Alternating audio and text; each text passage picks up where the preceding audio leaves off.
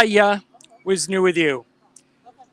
Well, I'm back at the Encore Event Center for a voting event, a Harvest the Vote event for our pal Amy Reichert, running against the inimitable and potentially very evil Nathan Fletcher for city supervisor, I believe is the official term of his role. And I've got Dan Mentz making some sounds there in the background. Hey, Dan. He's I'm way up making dinner. way up in Encino, California, where I hailed from. And Dan, this might be right the last spot where I saw you, right here, this driveway. Is Yes, that right? It was in indeed. person. In person. Yeah. In the flesh. May 1st for the Liberties Horizon event. Yeah. How's my sound on this goofy microphone? It's good. I like it. It's little, but mighty. So I'm going to switch the camera around to the other side for the moment.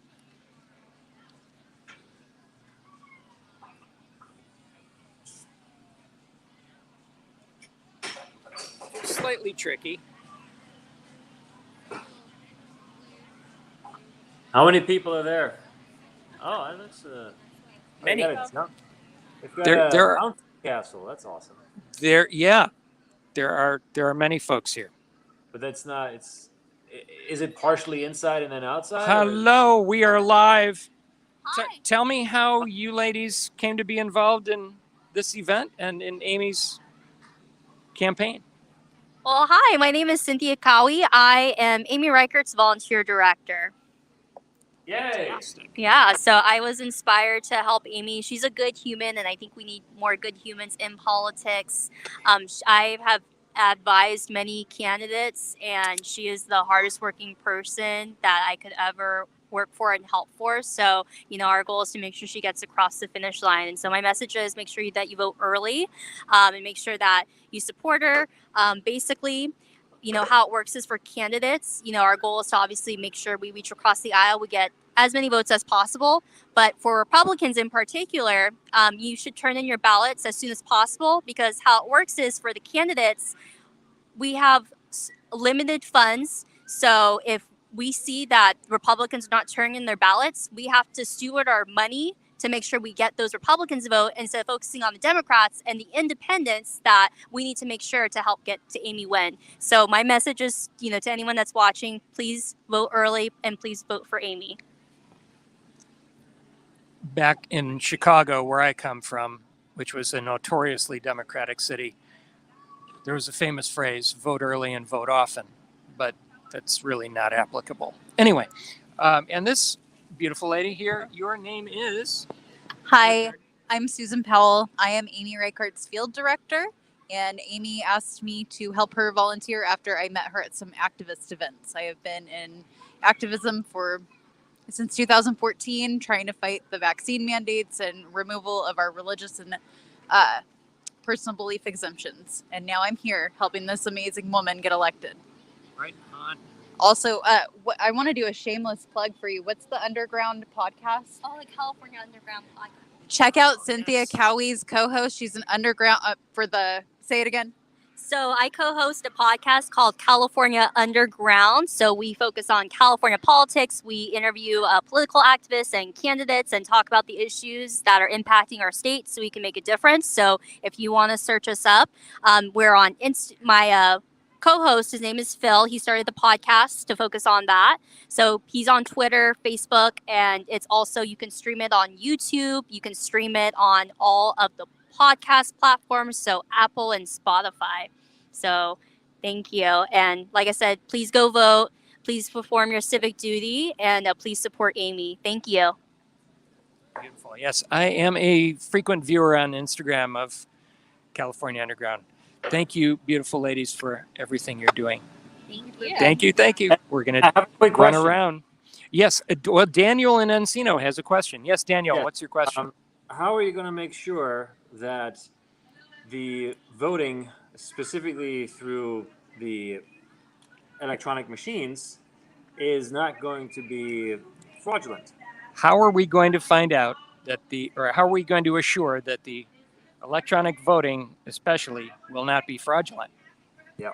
No, that's a great question. So our campaign, we really care about election integrity and we want to make sure people feel secure. So when Amy gets elected, she will do any audits. She, has a background as a private investigator. So she wants to audit everything from, how we're spending our budget on the homeless, how we are managing our finances, things of that nature. So she cares a lot about that.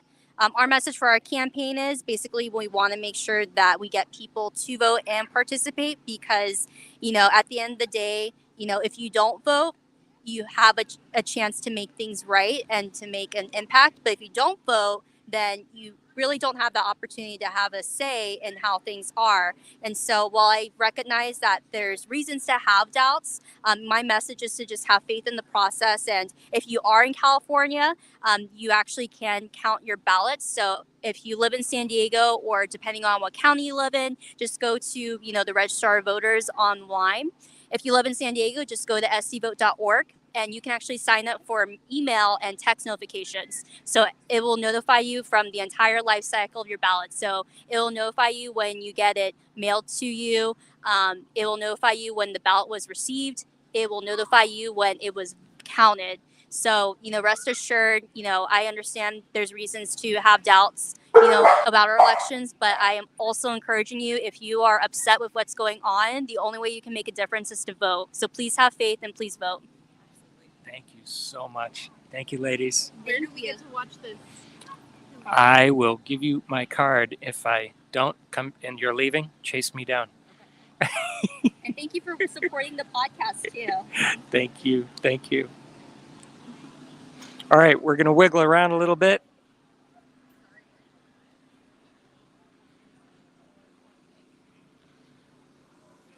It's a big event. We have security. We have security. Who wants to say anything on camera on the YouTube for permanent record? Permanent record? Any thoughts? We care for freedom. Well, this lady cares for freedom. Well, of course you do. Yeah, I'm a freedom keeper. She is a freedom keeper. That is printed for real, emblazoned across her bosom. One thing to say, I think, is you have a voice. You don't be afraid to use it. Even if you think it's wrong, always be ready to grow and learn from others. Because we're not perfect, and the only way to get perfect is to share our thoughts and ideas so that we can all come to a baseline of truth at the end of the day. Or as I like to say, more closer to perfecter. More closer to perfect. Well, I don't know if we'll ever be perfect, but we always have a way to getting to the truth, and the truth is what matters most. Indubitably. Thank you. Thank you. Thank you. So we have lots of booths. It's quite an event. Thank you.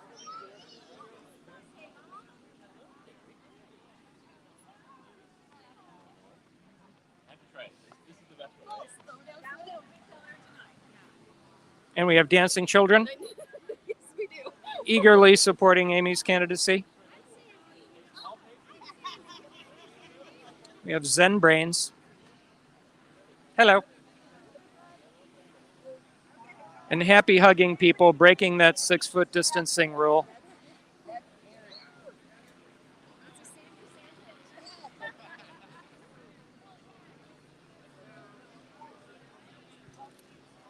Just gonna have my dinner, I guess.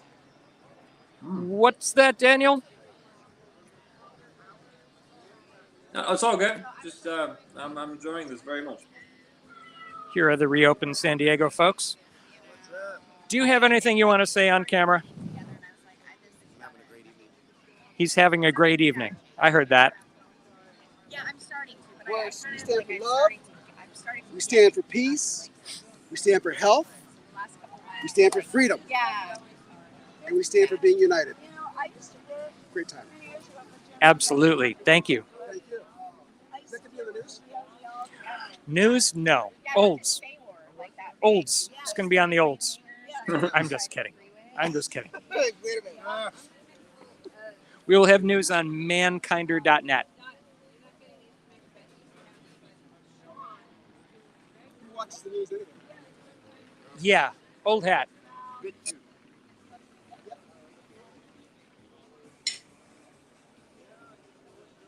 Michael. Yes, sir. When we were talking to the ladies earlier, I know what they're saying, but really, my question is, who's going to audit the machines? Yeah. Because the flipping of the vote happens inside the machine, inside the code. Even if we have people, at the election offices or at the ballot counting facilities, I forgot the right term, but you know what I mean. If the vote gets switched inside the machine, and we've seen the reports now, we've seen the evidence. It's so glaringly obvious that these machines, specifically Dominion and the other one I forgot, but certainly the machines that we're using in California are rigged. They're 100% rigged. So if there's a conservative upcoming challenger to the establishment in a city like San Diego, Los Angeles, San Francisco, I mean, you can bet your bottom dollar that those machines are going to be very, very favoring one candidate over the other without any recourse. I mean, how do we audit these machines? So many people have tried over these past 2 years, and very little has come forward in the sense of legal action, right? We've seen the evidence now. Half of America, has seen the evidence. But that's my question. I mean, if we can find some people who can really answer that, look, I'd be happy to vote. But because of all the evidence that we've seen now with these machines, I'm not going to, because it's a waste of my time. And once you understand really how the whole thing works, then an election voting is nothing more but giving consent to be governed, no matter who takes office. So if you're voting and the politician that you didn't want in office gets into office, well, guess what? You just gave him or her your consent to be governed by their doctrines and by their policies. So I get the argument, like, vote, make your voice heard, and I would 100% participate if I knew that the vote is secure. So anyway, that's my little spiel there. I'm going to continue with my dinner.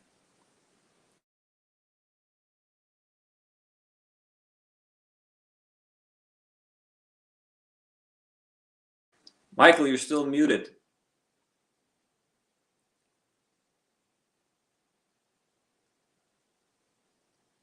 Come on. And he's gone.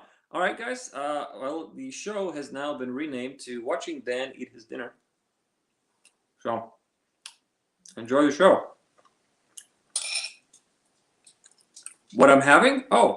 It's basically just rice and salmon that I threw into a pan. And my 3 dogs are begging all around me. Mm-hmm. Ah, there he is. Whoops.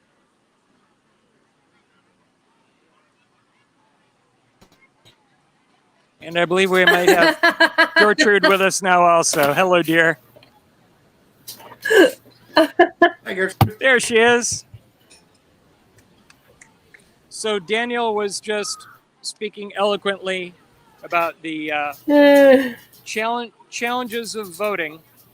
No, you forgot. You missed the highlight. I was talking about my dinner. That's really what I was talking about. Hi there. No. Oh, I see you were asking about Nathan Fletcher. That is a great question. I'm not qualified to answer that, but we should find someone who is. I'll answer. Go for it. He's totally on board with the World Economic Forum. Does that answer your Say question? that again. Say that again without your mouth full. He's totally on board with the World Economic Forum. The World Economic Forum. Yes, indeed. Okay. That is quite true. Okay.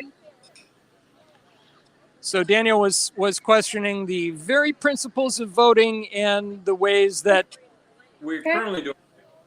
voting results are tampered with right there in the machine. So how on earth can you verify voting if it's tampered within the very machine? Yeah. Did I summarize that well enough? Well enough. No, of course not. No. But that's Well, that's that question has been asked for the past 2 years, and I've never heard a legitimate answer. Except, well, we got to switch back to paper. Okay, why is no one switching back to paper then? Why are we still using machines? Gertrude, what's your thought on this? And if Daniel puts a headset on, we will hear him much more clearly. He's very echoey. See, Gertrude, that's what you sound like without a headset. I think Gertrude might be silent. I am not hearing her. But would you believe Marco was shouting out to me as you were speaking, and he's standing with Leo. So I'm going to switch camera and go, since Marco, you know, loves the camera, loves the microphone.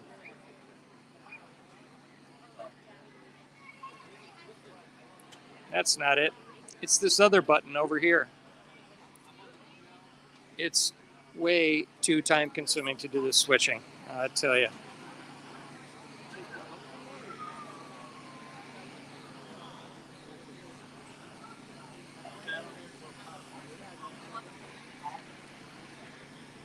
There we go.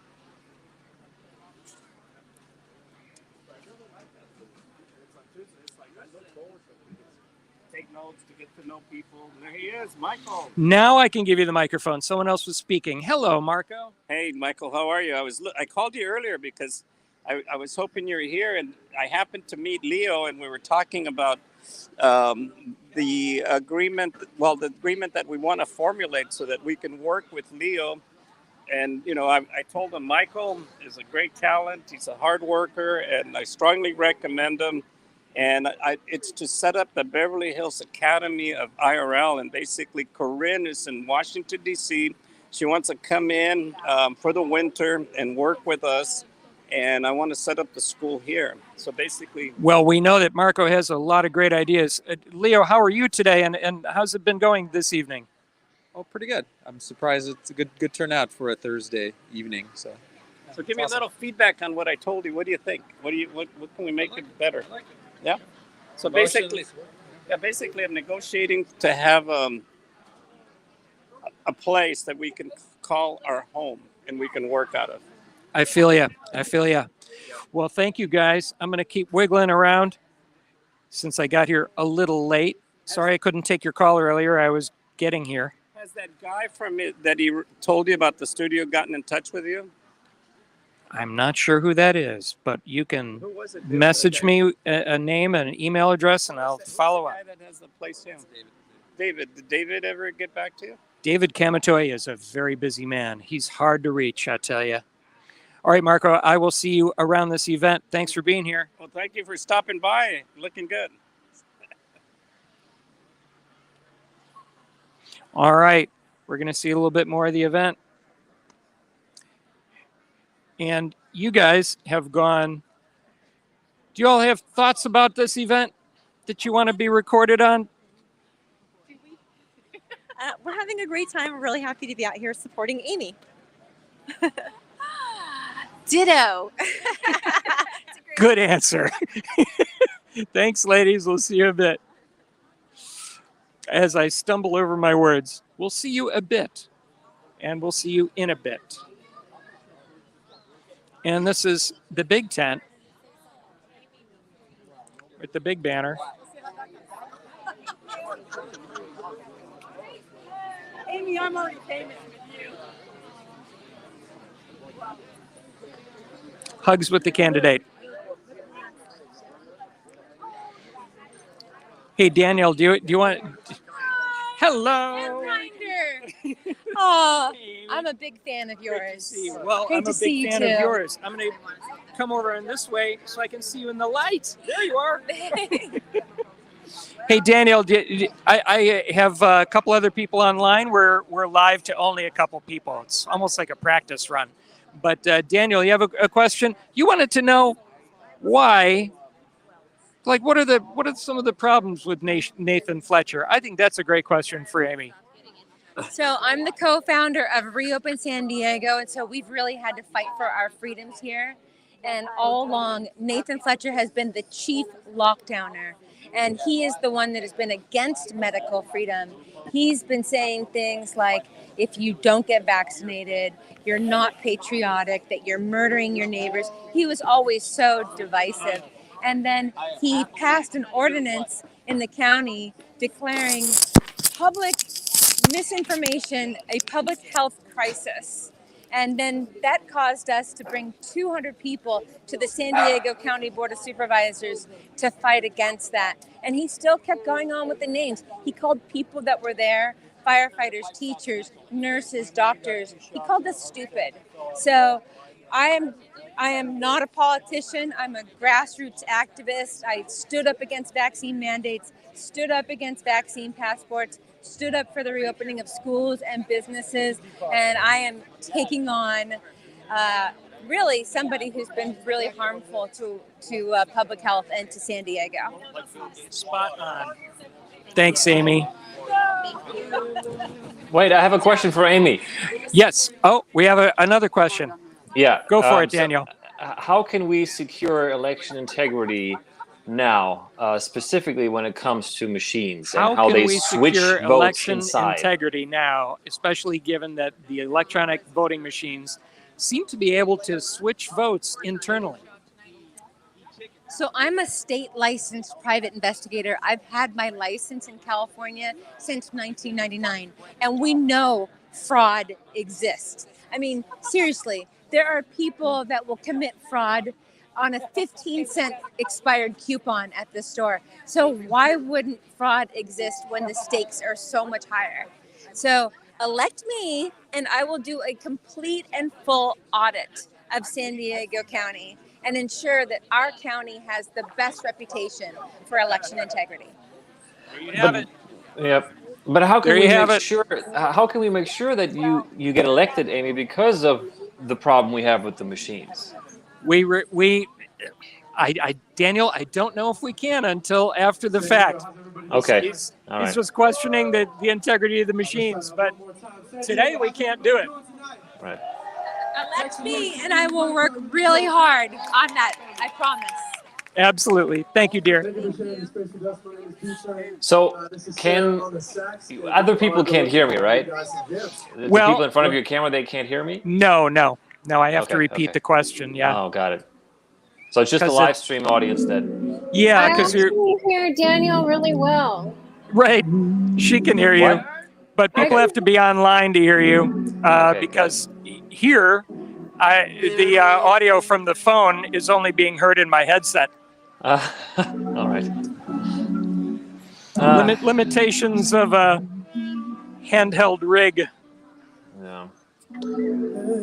Well, look, guys. I mean, it's. As I often say, a full-scale attack requires a full-scale defense.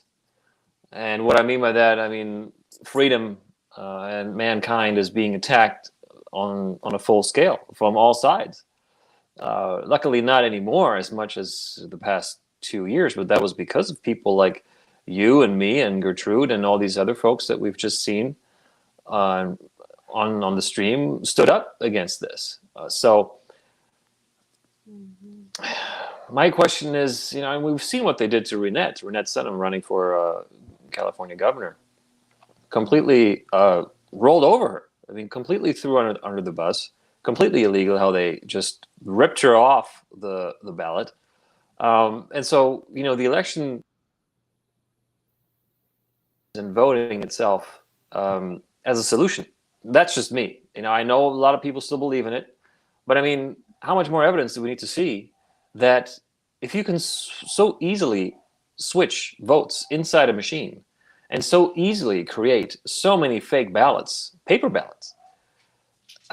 Why are we still investing a ton of money and a ton of time into elections the way they are already? To me, this is the perfect definition of insanity. Doing the same thing over and over and over and expecting different results, especially in counties and states like California.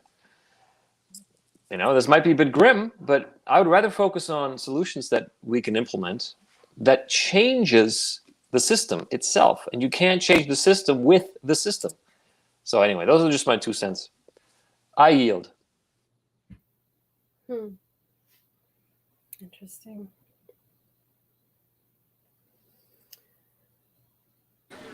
What do you say, Gertrude? Well, I'm hopeful that at least there's all these folks getting together and having this event. And the beautiful young lady running for office, she seems really very determined and quite experienced in investigations. So I have a hunch whether she wins or not, she's still going to look into this issue.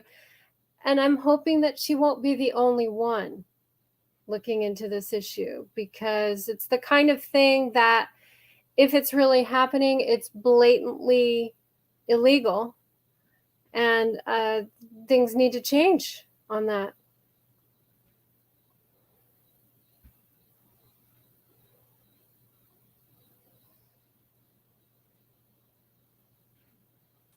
Yeah, Libertarian Party. Woohoo! Never make it on the ballot, unfortunately. Why do you think that is? So all I'm saying, you know, Gertrude, and I 100% agree with you too. But look at all these people and all the money and all the time that has gone into Amy's campaign alone. I mean, just look at tonight, okay? Just this alone. My suggestion would be, hey guys, why don't we spend this time and resources on actually investigating? Mm-hmm. Right? And I know that there's the California,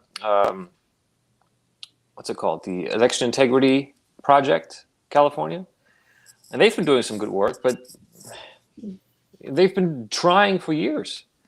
So why are they not getting, why are they not moving forward? Why are they getting roadsided? Why are they getting roadblocked? Why are we not seeing a fair and transparent election system? You know? And, well, the answer to that is, at least to me, is because everything has been corrupted. From the top down, everything has been corrupted. All of our institutions, everything. I mean, you look at everything. Food, water, education, commerce, finance. Every single system of our society, of human society, has been infiltrated, has been corrupted and inverted. All of it. You know? Including churches. My God. Look at what happened in the last 2 years to the churches. Never thought I would see that. So 501c3 instead of 508c1a. Well, yeah, that's one thing, you know, just the status itself of the entity. But what I'm talking about is the corruption. All the churches, all the pastors going along with the agenda, when they very well know it's against their religion. Pastors, priests, telling their congregation, you know, follow these mandates and these orders. The religion. But anyway, what I wanted to say is, look, Buckminster Fuller, I think we're all familiar with him and his work, right? What is his most famous quote? And I'm paraphrasing now because I don't have it in front of me, but his most famous quote is, you don't try and fight or change the system.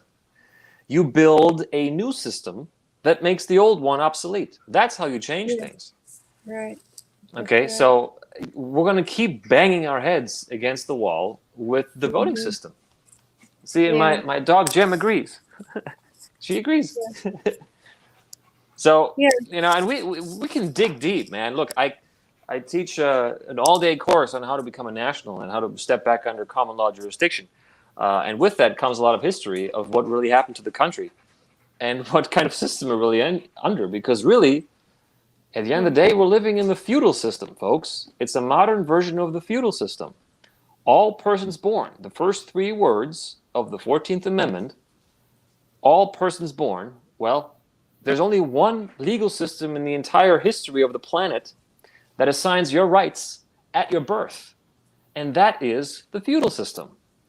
So, if you get your rights thanks to the 14th Amendment, all persons born and naturalized and subject to the jurisdiction thereof are citizens of the United States. Well, that's the feudal system.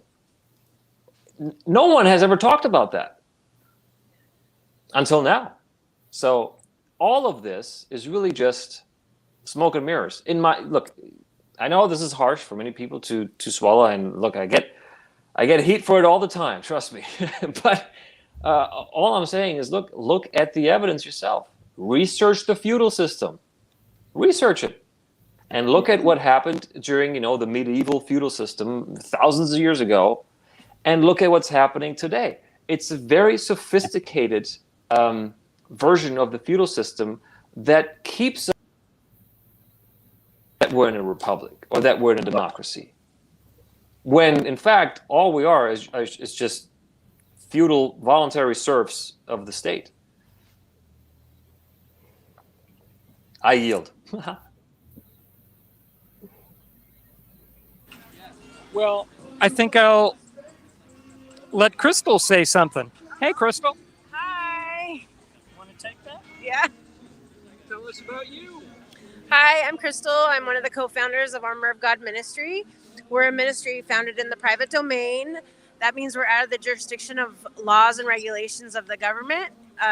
We have multiple projects under our ministry. We're trying to create somewhat of a private domain where we're able to take all the things that we're used to in our society that are subject to the mandates, to the shutdowns, to the laws that are taking our freedom away, and we're able to create a society where none of that exists.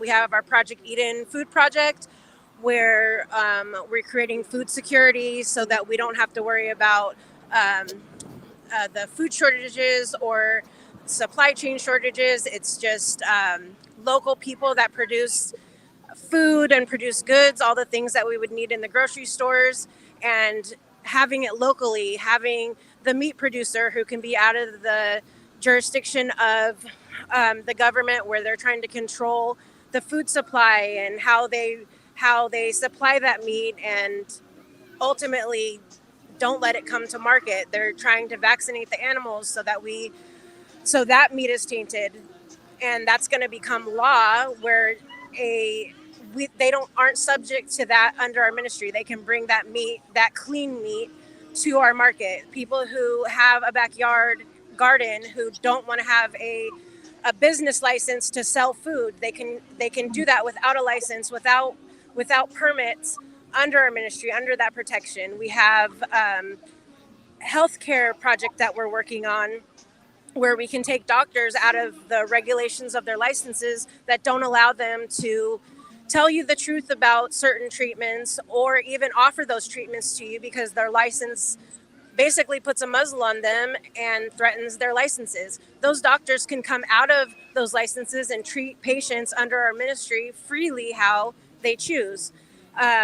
We're working on education projects where we can do full-time education for students and not have to require them to be vaccinated, all under the protection of our ministry. This type of thing has been around for a very long time. Amish are founded this way. There's multiple organizations that are founded this way. You just don't know about it, and it's hidden from you. So we're just trying to bring freedom back to the people and bring protection to those people. We also have a project where we can help you get founded in the private domain as well.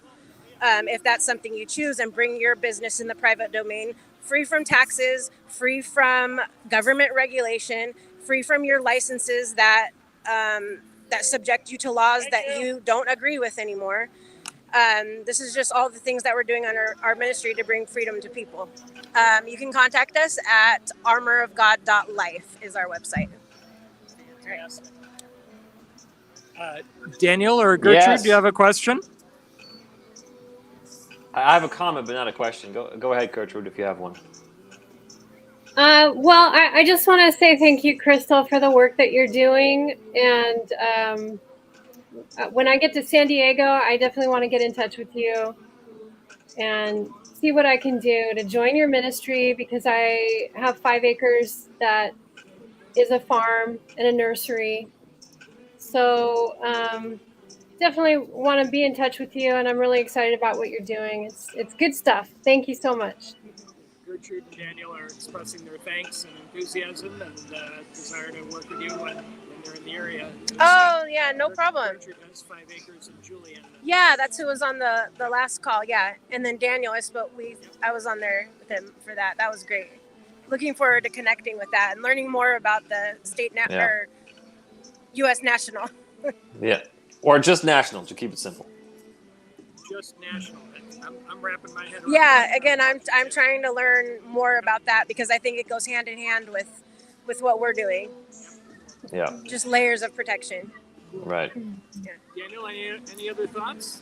Well, I mean, this is exactly what I was talking about, right? You can bring your organization, you can bring your business into the private domain, and there's many ways you can achieve that. You can do it through a church, you can do it through a PMA, you can do it through a trust. Many different ways to do it. But that's the thing.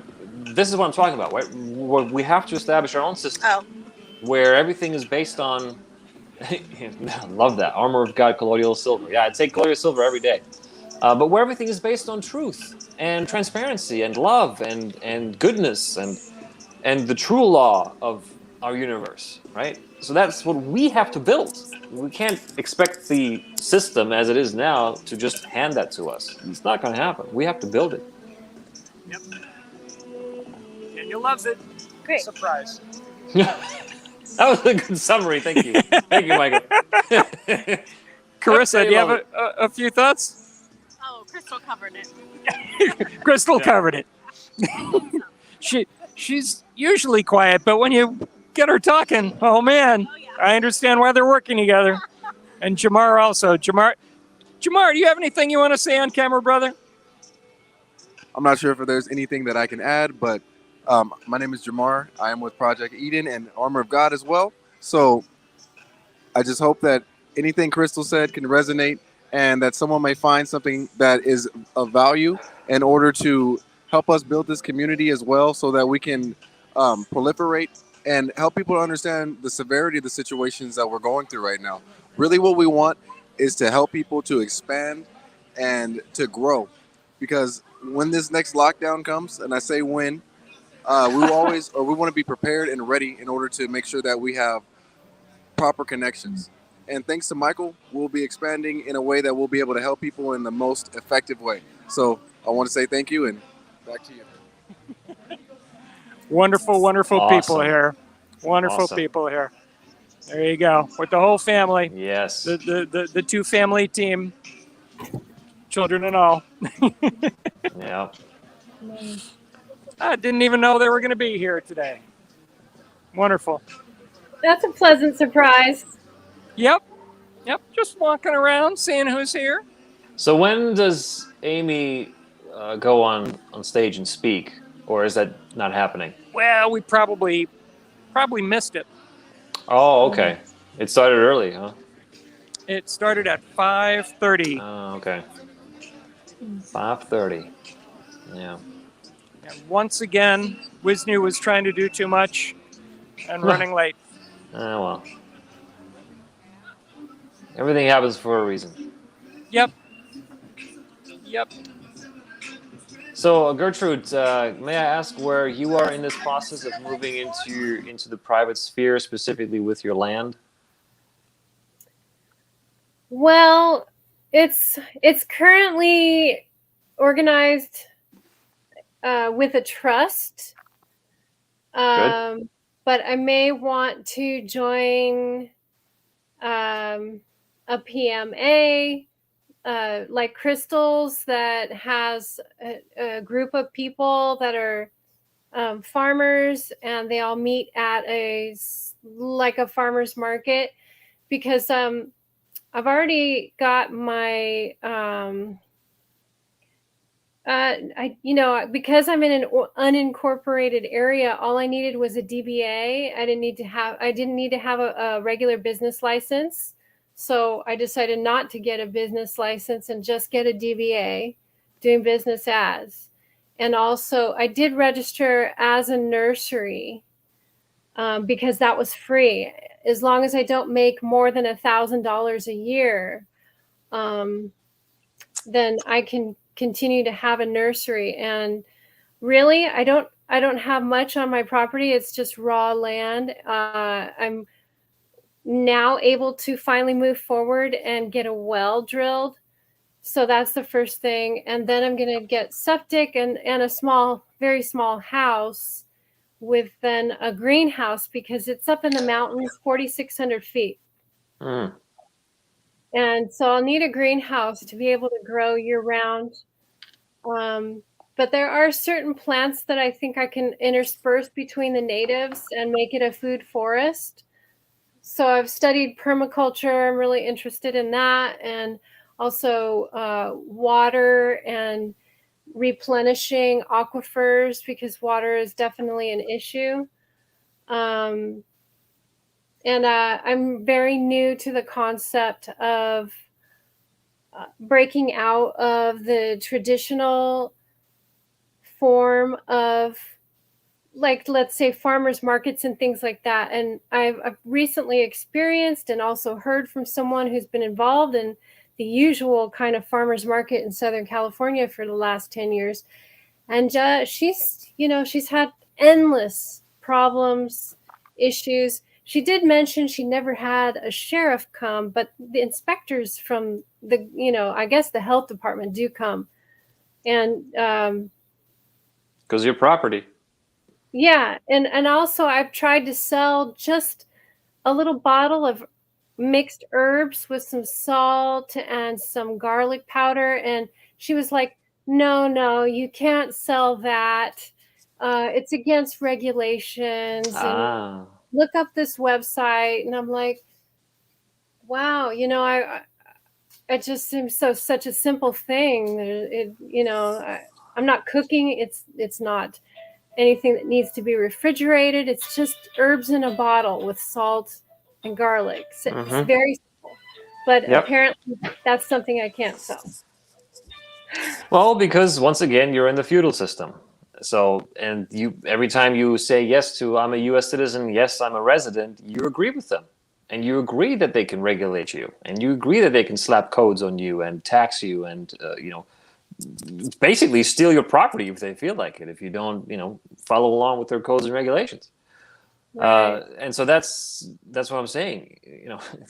Once you understand that simple fact that we're dealing with the feudal system, you understand everything. Because in the feudal system, you are property.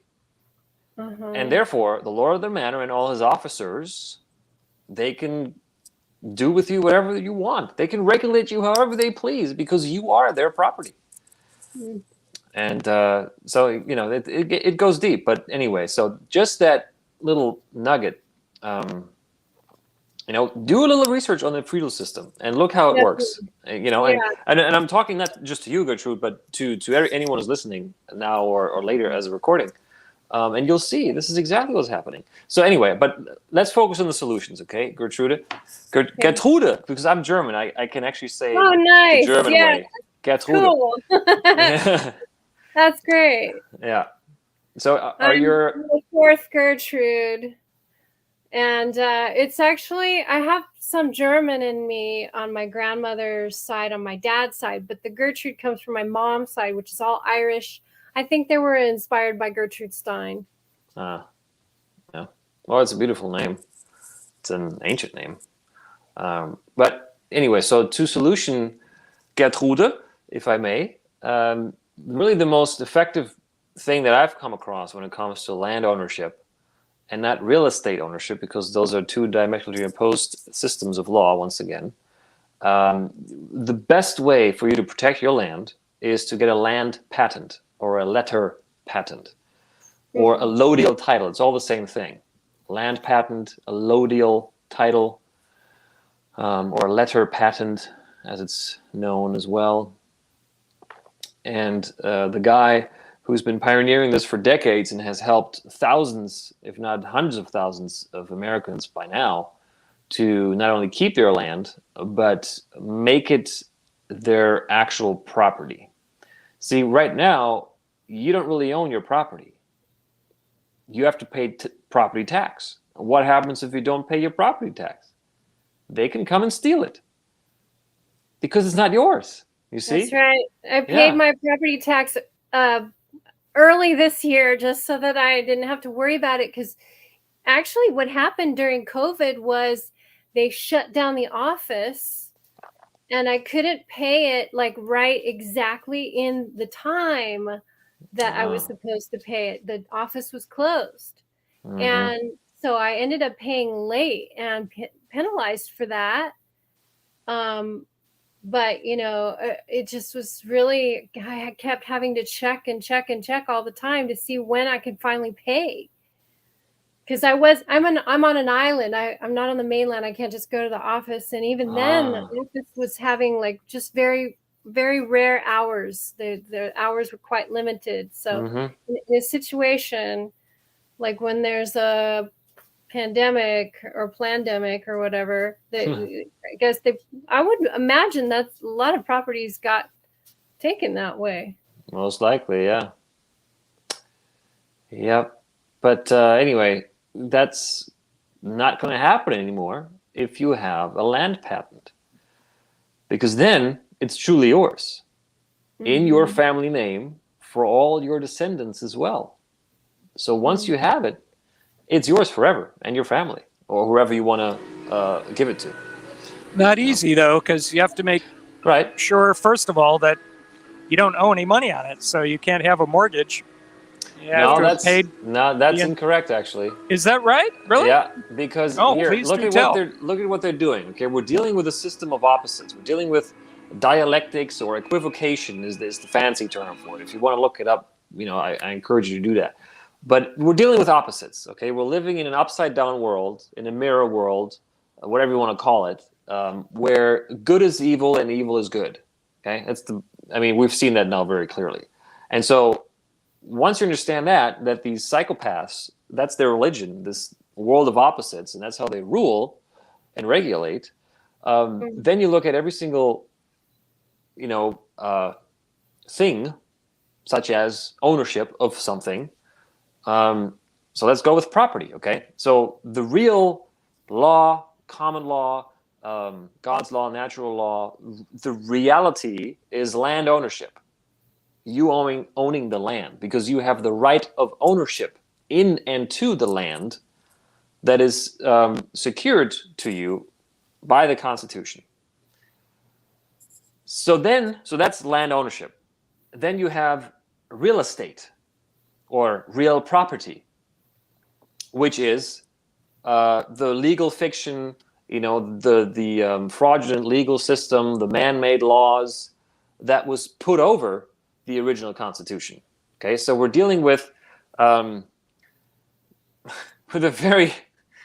matrix. I mean, it really is a matrix. That's why we termed this show Matrix Exit, because that's what we're dealing with, really. It's a legal fiction matrix that was overlaid over the original Constitution, and you were sucked into this legal fiction thanks to the 14th Amendment. All persons born, and not real living persons, no legal fiction persons. So, and then they have to do the same thing with everything else: land ownership, car ownership, finance, of course, all of it. Okay, they put this fake legal system matrix over everything, medical system, education, you name it. It's everywhere. So that's what we have to realize. And then, so land ownership and real property. Okay. Because this is not coming from me. This is coming from Ron Gibson, the guy that has been doing this for decades, helping people get land patents. RonGibson.info, and he was also there at the in May during the event, Liberty's Horizon event, and I shook his hand and I was very honored to meet him. So he said that.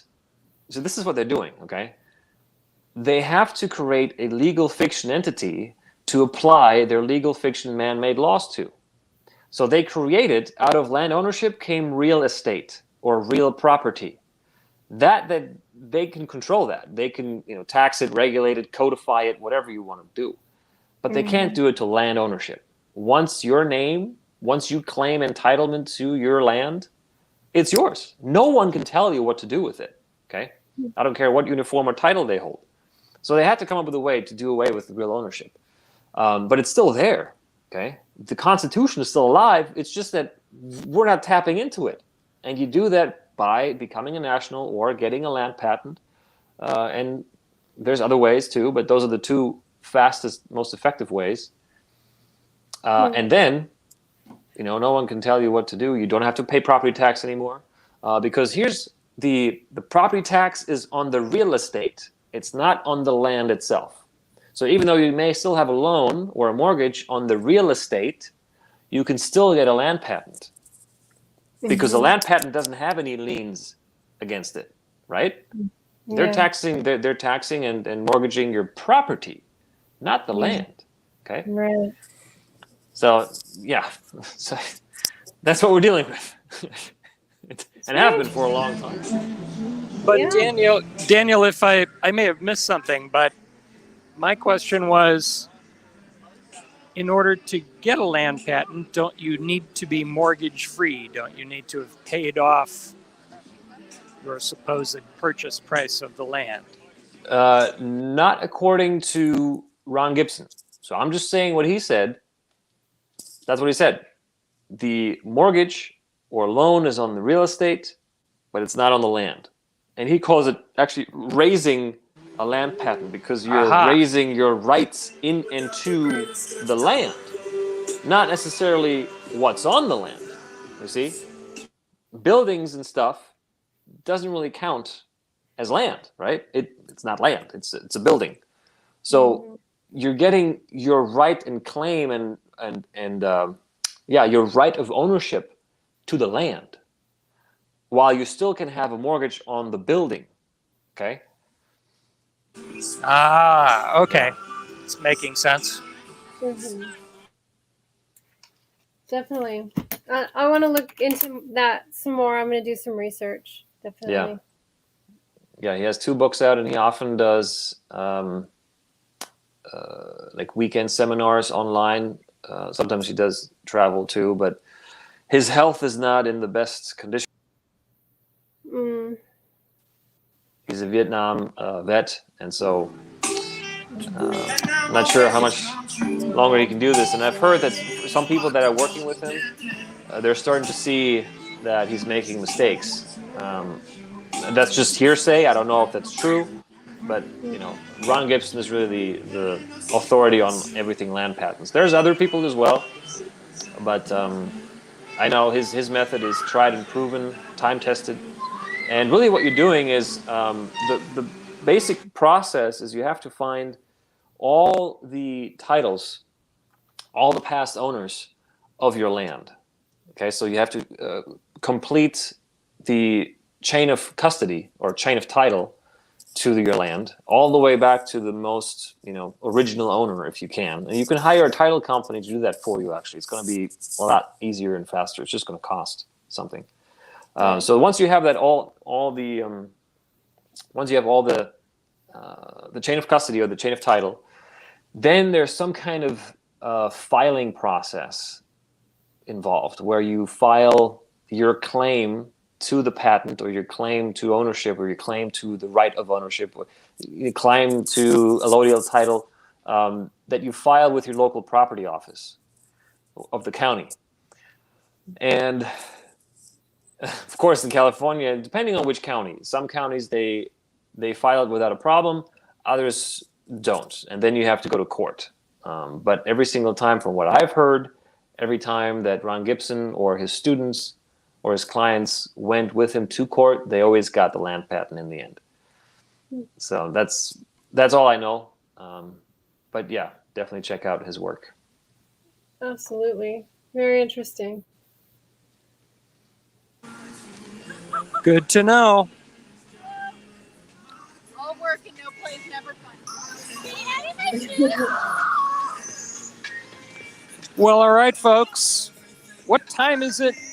Since I can't tell. 8. While I'm in the midst exactly of this. 8 p.m. 8, yeah. What do you think? Is it a good time to wrap it up? Yeah, I think so. I think so, yeah. Or did you see anybody that you wanted me to talk to?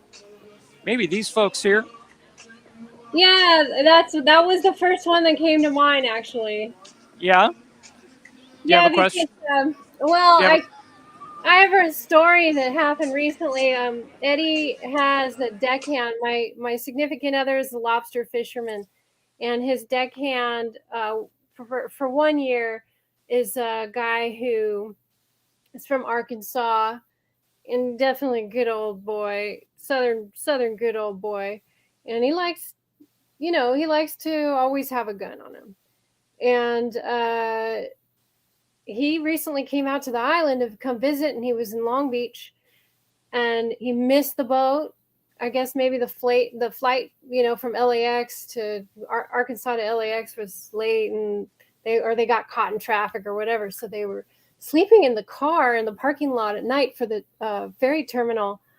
And he went up like at 3 a.m. to kind of like stretch and go for a walk. And some guy with like a chain was, lassoing it around his head and saying, "I'm going to kill you. I'm going to kill you." And this guy, he just pulled out his gun and said, "No, you're not going to kill me." The guy drops the chain and starts running. Yeah.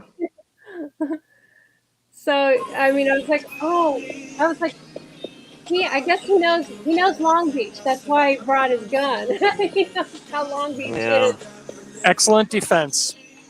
Yep. So that's also another great perk you get as a national. You no longer need permission. You no longer need a concealed carry permit. You don't need to ask for any permission from anyone anymore about anything, really. Well, almost anything. Well, that might be a good question for these folks. It'd be interesting to see if they know this. Yeah. Which one? The San Diego gun owners, which by the logo I can tell it's a subsidiary or offshoot of OCGO, which I love that, OCGO, the Orange County gun owners. Yeah.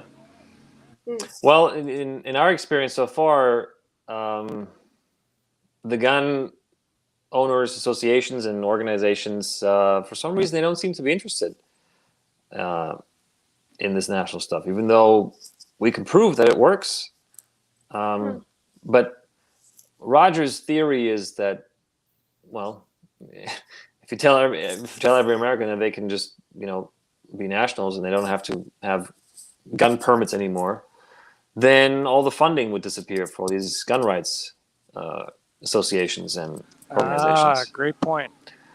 So I see that. Yeah. Interesting. Yeah. But we're getting there, little by little. It's a grassroots movement, and those are the most effective. And it's decentralized too. It's very good. I'm just one of thousands of teachers across the nation that are showing people this information and helping them through the process. So they can't stop it. Onward and upward.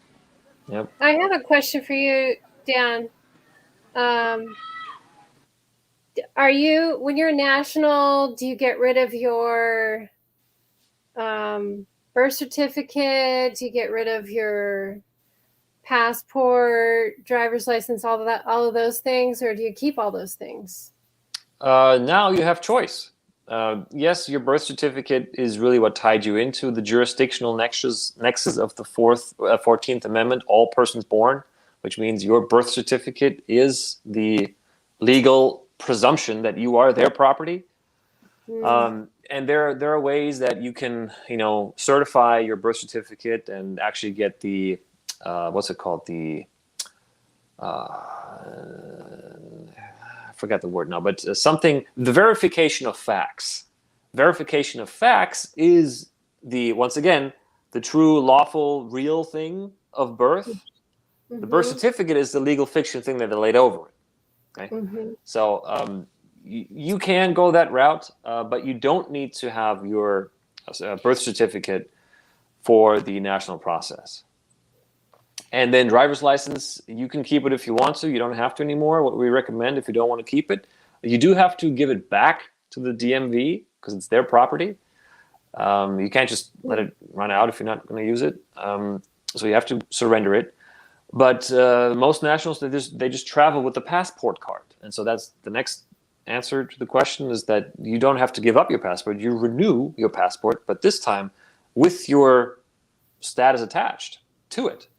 So that when you get pulled over, for example, by a cop, you just hand them the passport card, and you stay calm and you stay friendly, and you just say, I'm not going to answer any questions, officer. Please run this as a pass card. And then they go and they run it, and they'll see some kind of diplomatic status, like an ambassador or diplomatic courier or some kind of other version of do not detain or hands off this gal or guy. And then I'll come back and say, well, have a good evening. Probably should get that backlight fixed or whatever it was. Okay. So, yeah. Because really, again, okay, you're stepping out of the fake legal matrix.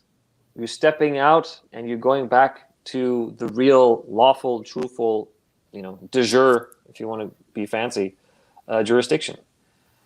Where you are a creation of creation itself. You can use whatever label you want. You're a child of God. Most people understand that. And so no one else can tell you stuff. And that's how the country was founded. That's, the original state citizen, which is today known as a national, the original state citizen, that's what they wrote the Bill of Rights for. They didn't write the Bill of Rights for U.S. citizens. There was no U.S. citizen before the 14th Amendment. There was only state citizens. Yeah. Interesting. Yeah. It's quite deep, and it takes a while to wrap your head around it, everything. But well, that would be some kind of magic, getting pulled over by the cops, and they check your passport and just say, okay, go ahead. it happens every day. Yeah, it happens. A friend of mine, a national friend of mine, he here in Los Angeles, was pulled over, did the passport thing, and the cop goes back.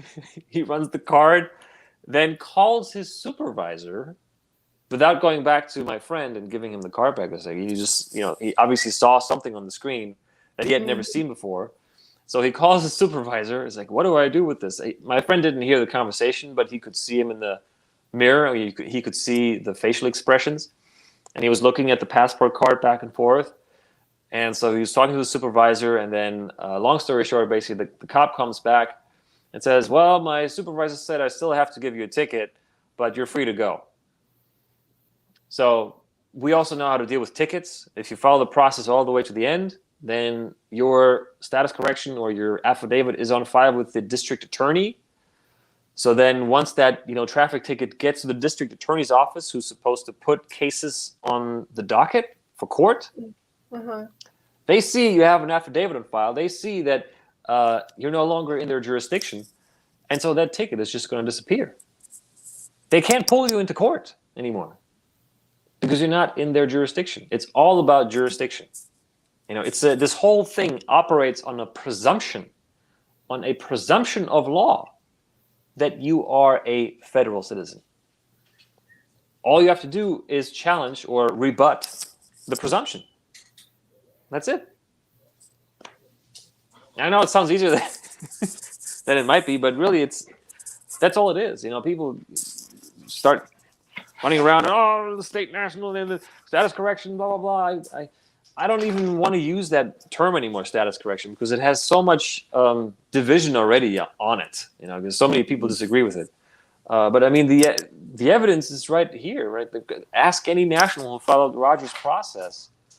Yes, it's real. It works. But I think it's also because infiltration. This movement has been infiltrated, just like everything else has been infiltrated. And all they can do is try to confuse more people and throw them off the correct path. Yeah. And So anyway. So does that mean no taxes at all? No personal taxes? Right. Personal income tax is gone. Wow. No more personal income tax. Now, if you have a corporation, you have corporate tax, you can't get out of that. But if you have a PMA or business trust or any other kind of non-taxable like 508, then those taxes are gone too. Wow. Yeah. Very interesting. Yeah. Well, they would be by being part of the 508. But right? you're clipping out, Michael. Say again. Of course. Those taxes would be irrelevant by virtue of being part of the 508 already. Oh, yeah. Yeah, right. Yeah, any tax exempt entity, and there are several of them. But really, what most nationals do is they just dissolve their companies and just make all the income on their name, on their personal name, because now they no longer have to be afraid, of personal income tax. Or if you have an S corp, for example, an S corporation, the pass-through mechanism is built right into it, so you can pass through any income directly to yourself, and the S corp makes 100% loss, and therefore no taxes. So now, see, this is what I mean. Like, true freedom means choice. You can choose how to run your life now. Mm-hmm. No one can tell you how to run your life. And that's really all we're doing, It's once you are free, once again, now it's your choice. Now you can do whatever you wish. Instead of, unless you hurt someone. So if you're in common law, of course, then do no harm. But everything else is still good. Be a good person. Yeah, that's a theme for ManKinder for sure. Yeah. So I think he just put down the camera and left us alone. Michael. No? Well, anyway.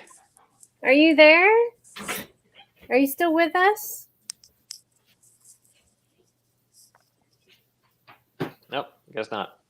All right, well, Gertrude, it was a pleasure to meet you and talk to you.